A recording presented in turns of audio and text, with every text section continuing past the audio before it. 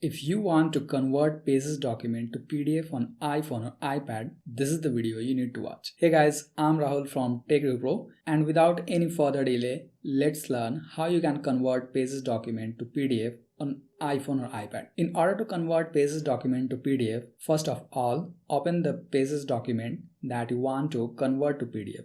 In this case, let's open this one. And once the Pages document has been opened, next you have to tap on this three dot icon, and from here you will get the option to export. When you tap on export, here you will get various options, and among these you have to select the option that says PDF, and then you will get the option to share on any of these apps, or you can also save to files. Simply select save to files and next rename the file and tap on save, and this file will be saved as PDF on your iPhone or iPad. So this is how you convert Pages document to PDF on iPhone or iPad. And by the way, if you want to convert Pages document to PDF on Mac, then tap on the video that you are seeing on your screen.